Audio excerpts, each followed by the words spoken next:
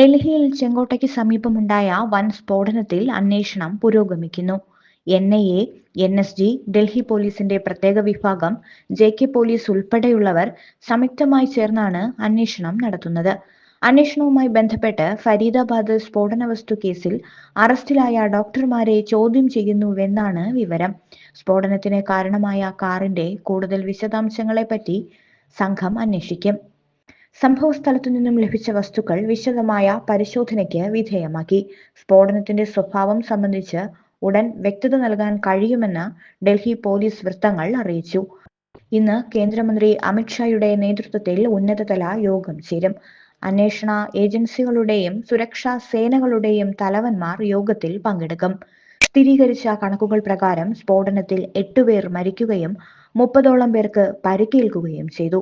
സ്ഫോടനത്തിന് പിന്നാലെ രാജ്യത്തെ പ്രധാനപ്പെട്ട ഇടങ്ങളിലെല്ലാം സുരക്ഷ വർദ്ധിപ്പിച്ചിട്ടുണ്ട്. ശക്തമായ പരിശോധനകൾ നടക്കുന്നു. രാജ്യത്ത് അതീവ സുരക്ഷയാണ് പ്രഖ്യാപിച്ചിരിക്കുന്നത്. കേരളത്തിലടക്കം രാത്രി വ്യാപക പരിശോധന നടന്നു. സിഗ്നലിൽ നിർത്തിയിട്ട ഹ്യുണ്ടായി i20 കാറാണ് പൊട്ടിത്തെറിച്ചത്. കാറിന് പിറകുവശത്തു നിന്നുണ്ടായ പൊട്ടിത്തെറിക്ക് പിന്നാലെ അടുത്തുള്ള മറ്റു വാഹനങ്ങളിലേക്ക് തീ പടർന്നു. സ്ത്രീകളും കുട്ടികളുമടക്കം നിരവധി പേർ സ്ഥലത്തുണ്ടായിരുന്നു. പൊട്ടിത്തെറിച്ച കാറിൽ ഒന്നിലധികം പേർ ഉണ്ടായിരുന്നുവെന്നാണ് വിവരം. വലിയ ശബ്ദം കേട്ടെന്ന് ദൃക്സാക്ഷികൾ പറയുന്നു. ഹരിയാന രജിസ്ട്രേഷൻ വാഹനമാണ് പൊട്ടിത്തെറിച്ചത്. 7:29ഓടെ തീ നിയന്ത്രണ വിധേയമാക്കി. പ്രധാനമന്ത്രി നരേന്ദ്രമോദി സ്ഥിതിഗതികൾ വിലയിരുത്തി. കേന്ദ്ര ആഭ്യന്തരമന്ത്രി അമിത്ഷാ സംഭവസ്ഥലത്തെത്തി.